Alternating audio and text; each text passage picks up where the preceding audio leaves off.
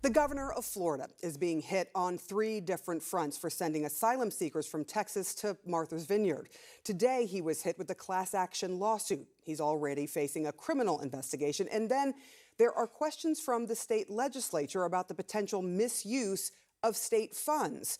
Let's start with the civil suit. That's coming from a legal group representing more than 30 of the asylum seekers, filing the claim against Governor Ron DeSantis and other state officials, saying that the migrants experience, quote, cruelty akin to what they fled in their home country of Venezuela.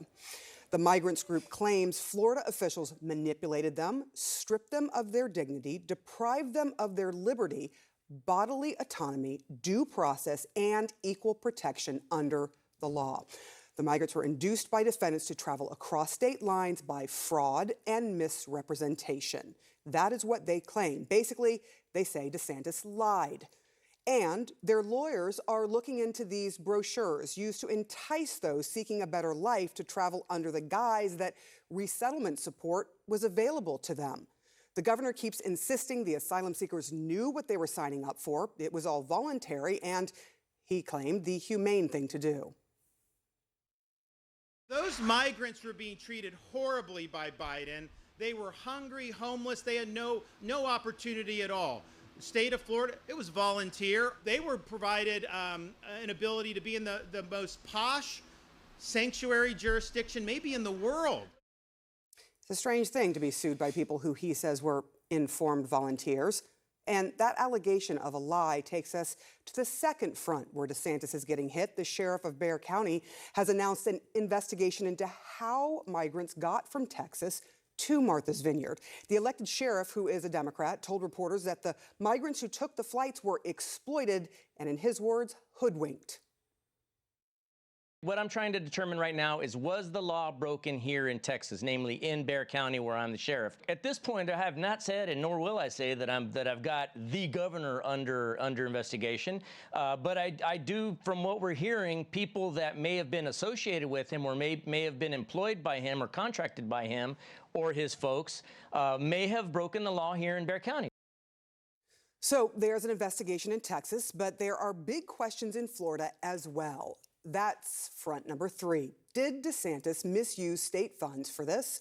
Well, here is the state budget language. $12 million was appropriated to Florida's Transportation Department to facilitate the transport of, quote, unauthorized aliens from this state consistent with federal law. Pay close attention to that highlighted part that you see there in yellow.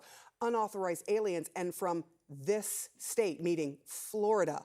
The men and women and children aren't unauthorized aliens. They are legal asylum seekers. And this state, which would be, of course, Florida, is not Texas. To be clear, there is a crisis at the border. The White House admits as much, and there is a new report out showing more than 2 million arrests at the border over the last 11 months. That is a record. So there is a problem, but it is highly problematic how some of these red state governors are going about solving it. And that is the question we wanted to get into now. I'm joined now by Raul Reyes, an immigration lawyer, also CNN senior political analyst John Avlon, and former chief of staff to the Homeland Security Secretary under then President Trump, Miles Taylor. Miles, I want to start with you.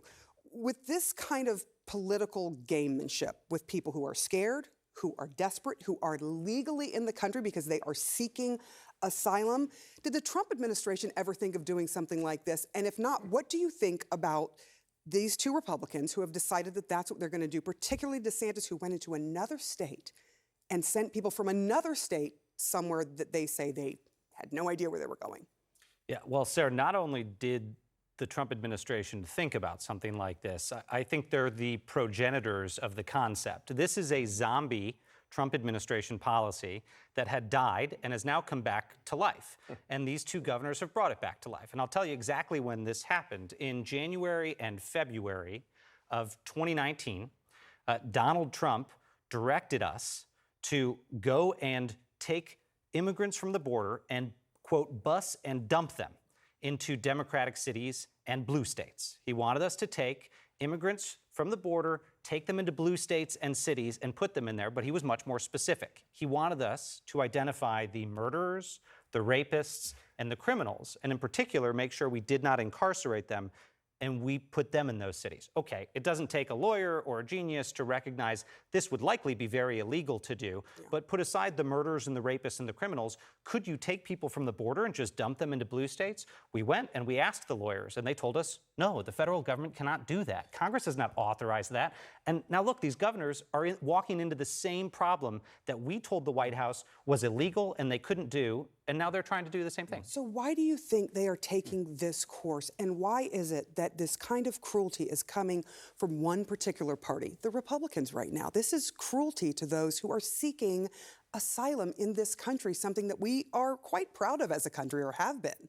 Yeah, I mean, look, you can disagree on immigration, and I still think people should be proud of the fact that 2 million people want so badly to come into this country that they're going to follow such a dangerous route to get into it. We should be proud that people want to be here, but this is not the way to treat them once they get here. Why are they doing it? I think the answer is simple. It's the same reason Donald Trump wanted to do it. He didn't want to do it because it was going to solve the crisis at the border to fly people to Martha's Vineyard.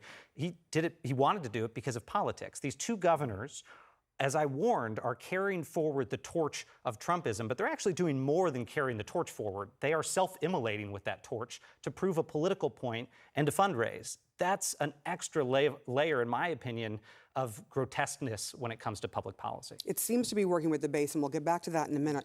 Raul, legally, what is the remedy for a governor who may be exceeding his authority in terms of immigration, and he's, going into a different state, sending, asylum seekers into yet a different state? I mean, what is the legal remedy here for him? For the governor or for the administration? For the administration. I think these lawsuits that we're seeing now are just the beginning, because it is established law, the Supreme Court and the Constitution, that the states do not have jurisdiction over immigration.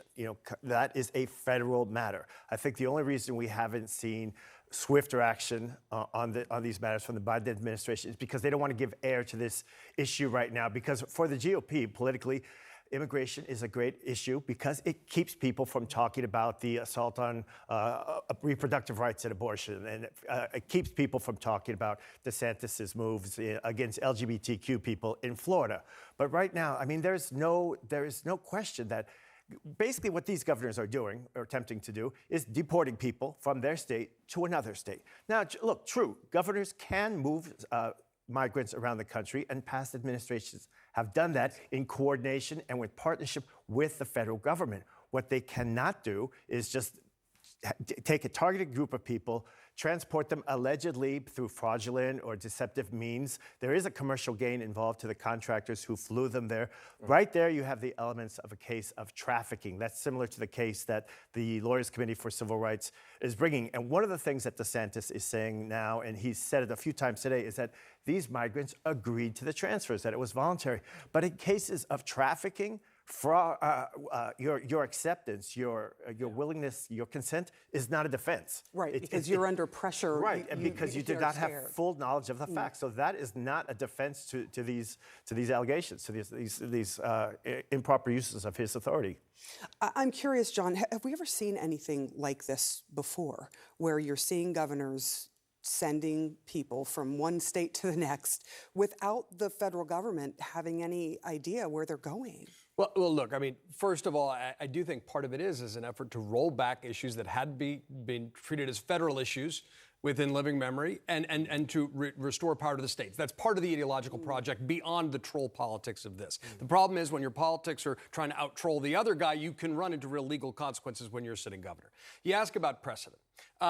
Look, one precedent was highlighted by the JFK Library a few days ago in a tweet where they simply posted an article about these reverse freedom rides that were put in place not by governors but by the White Citizens Councils in the early 1960s, where black families were being put on buses by these groups and sent north to Hyannisport, where the Kennedys lived, to the towns where different members of the Justice Department's senior leadership, particularly on civil rights, lived, with the attitude that you'll be far more welcoming and accommodating of these families, mocking the idea of trying to advance equal rights. And look, that isn't presumably, I think almost certainly, an unintentional echo. The question is, what is up with the muscle memory? The reason you pay attention, Mark Twain always said, history doesn't repeat, but sometimes it rhymes. What's useful is to listen to the rhythm, listen to the rhymes. And that can help us understand where we are in the larger moral debates.